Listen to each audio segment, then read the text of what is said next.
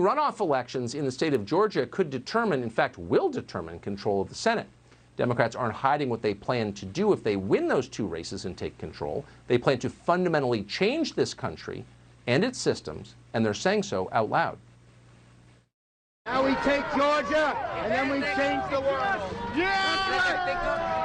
I'm sorry, can you repeat that, Mr. Schumer? Now we take Georgia, and then we change America.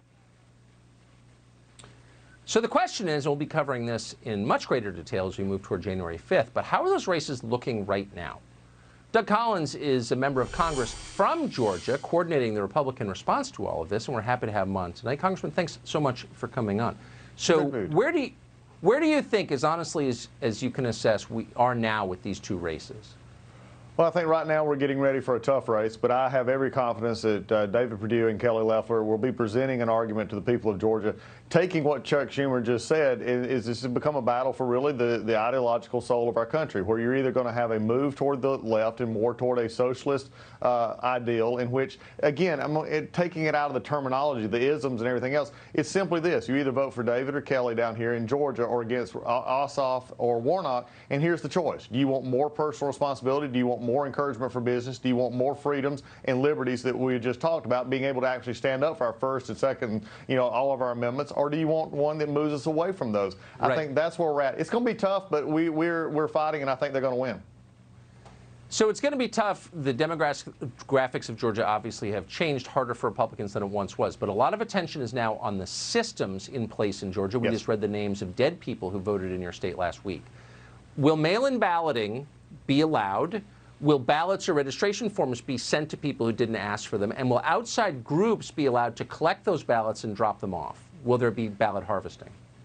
Yeah, that's one of the things we're focused on right now, is leading the effort down here to protect President Trump's vote down here and make sure we have every legal vote counted. Those are the things that we're beginning to see. We're beginning to look at how many people voted from the same location. Did they vote from the same location? Were they allowed independent voting while they were there? We also have an issue that, Tucker, this is one thing that I want to emphasize for Georgia, and this is what our Secretary of State and others need to emphasize. We need to have a stringent check on our signatures going forward, especially on our absentee ballots, because we have entered into a consent decree in which that was not checked as well as it should be. And if we want to make sure that those are confirmed and those ballots are secure, we're going to have every county, not just the ones who want to participate, make sure that those signatures are counted as the law provides for, so that we can maintain ballot integrity. These are the areas where the Democrats are trying to encourage others, and it's where it opens ourselves up to suspicions in our elections.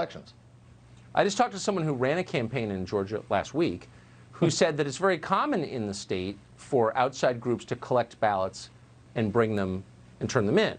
That's ballot harvesting. Maybe it goes by another name in Georgia. Will that be allowed in this special election?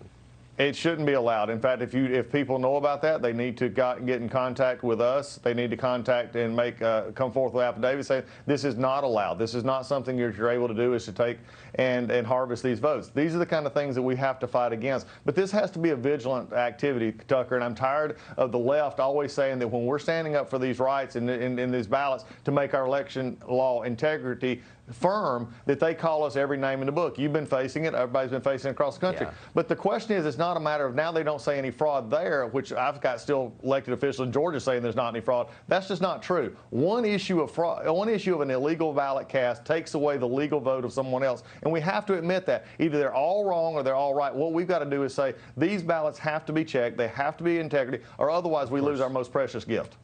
Of course. That's exactly. There's no argument against what you just said. Congressman, thanks so much for coming on tonight. Thanks, Tucker. Appreciate it.